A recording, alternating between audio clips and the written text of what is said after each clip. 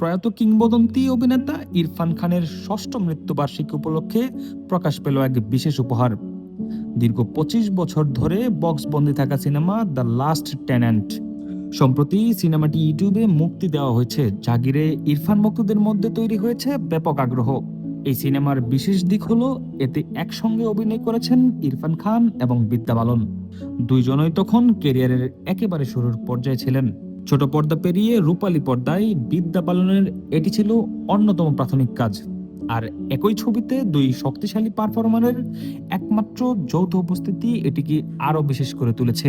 পরিচালক সার্থক দাশগুপ্ত জানান, প্রায় ২৫ বছর আগে কোনো প্রাতিষ্ঠানিক চলচ্চিত্র শিক্ষা ছাড়াই আবেগ ও অভিজ্ঞতার ভিত্তিতে সিনেমাটি নির্মাণ করেন তিনি। তবে মূল ফুটেজ হারিয়ে যাওয়ায় দীর্ঘদিন সিনেমাটির মুক্তি অনিশ্চিত ছিল। পরবর্তীতে একটি পুরনো VHS কপি উদ্ধার হওয়ায় আধুনিক প্রযুক্তির সাহায্যে ছবিটি পুনরুদ্ধার করা সম্ভব হয় এবং অবশেষে এটি দর্শকদের জন্য উন্মুক্ত করা হয়। সিনেমার গল্পে দেখা যায় এক সঙ্গীত শিল্পী দেশ ছাড়ার আগে একটি পরিত্যক্ত বাড়িতে আশ্রয় নেয়, যেখানে নিস্তব্ধতা, স্মৃতি ও রহস্য মিলিয়ে তৈরি হয় এক আবেগঘন পরিবেশ।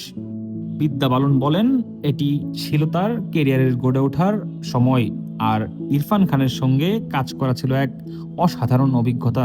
দীর্ঘদিন পর সিনেমাটি মুক্তি পাওয়ায় তিনি উচ্ছ্বাস প্রকাশ করেন।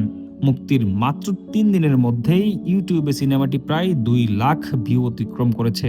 ইরফান ভক্তদের কাছে এটি যেন এক হারিয়ে যাওয়া নস্টালজিক রত্ন, যা আবারও আলোচনায় এনেছে কিংবদন্তি এই অভিনেতাকে।